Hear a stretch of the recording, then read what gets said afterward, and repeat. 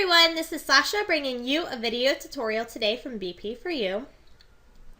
Last time I talked to you about the Liquify filter, and so today I'm going to talk to you about some of the other filters that Photoshop has to offer. So again, as normal, I have my duplicated background layer because I don't want to work directly on the background itself. So I'm going to come up here to filter, and I can go ahead and I can click on this filter gallery. And it's going to give me a preview of the artistic and brush stroke and some of the other options that we have right in here.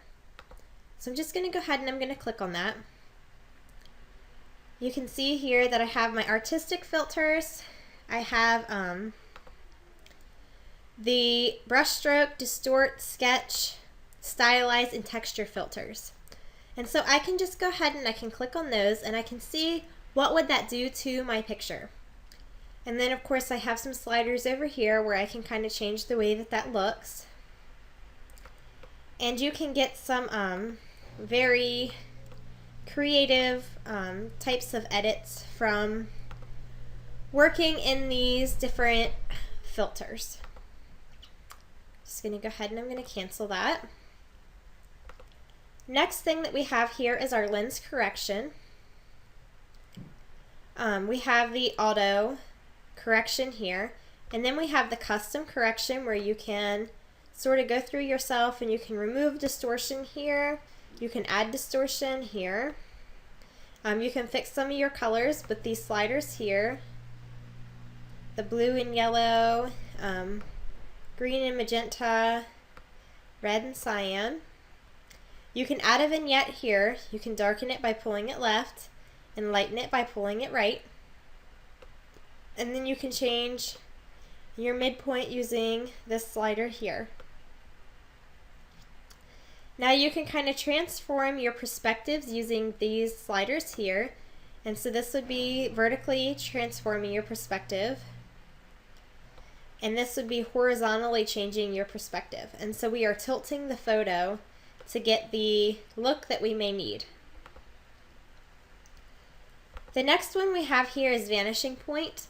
Now the Vanishing Point is a little bit unique. It's an advanced filter, not really for this type of photo, but you can use it to paint, clone, copy or paste,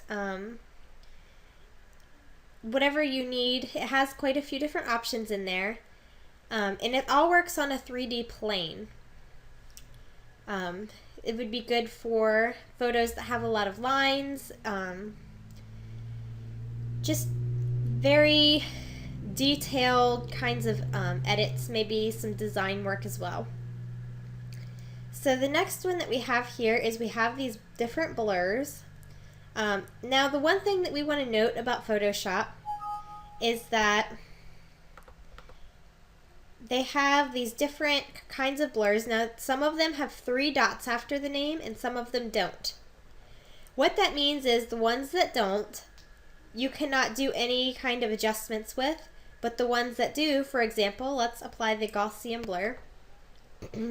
You get the second menu that pops up that you can allow or are able to take some control over the way that the blur looks. And so if there's no dots, you don't have any control over it. But if there are dots, then you can kind of set your own, you can kind of change the settings to how you want them to be.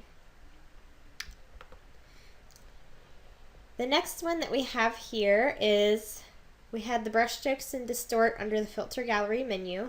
So the next one we have here is the noise. We can add noise or we can reduce noise. The median is another one that adds quite a bit of blur. Here we have different kinds of pixelates that you can use for different kinds of creative edits. I think that was also under the filter gallery. Then we have render.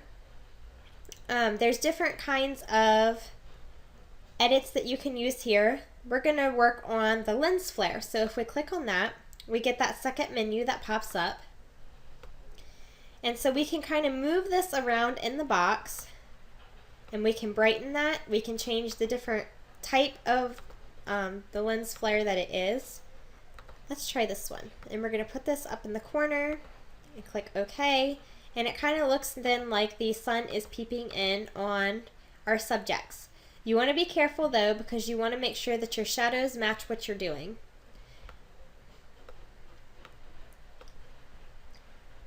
So then we have different types of sharpens. My favorite one to use is the unsharp mask. So I'm going to go ahead and I'm going to show that to you. We've got these different sliders here that you can use. Usually, the lower that your threshold is, the more of the sharpen that you're going to get. And so I like to keep mine between 5 and 10 because you don't want to over sharpen. I usually keep my radius around 10, and then my amount I change depending upon how much that I want to apply to my photo. Usually I'll keep it somewhere between 10 and 30.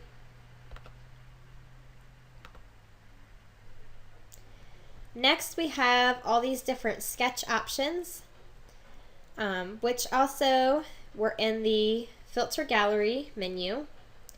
And we have the stylize, which was in the filter gallery, and the texture was in the filter gallery. Those are all of those different, remember the mosaic where it had all the little circles and it looked like tiles? We have some video options here, which this isn't a video, so we don't have to worry about that. And then we have this other box. So let's go ahead and let's try one of these. High pass is a really common one to use, so we're going to use that one.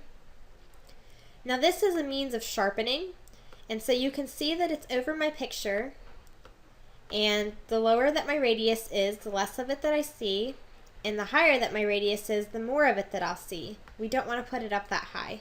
I'm going to put it back around, we'll keep it around 7.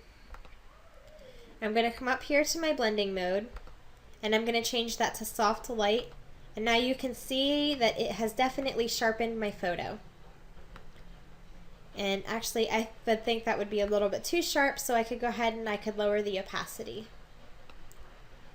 It's just another way of sharpening a picture or giving it an HDR kind of look. So those are my filters here that I have in Photoshop that I can use. They can be extremely helpful at times for creating all kinds of anything from creative edits to enhancing a very basic clean edit.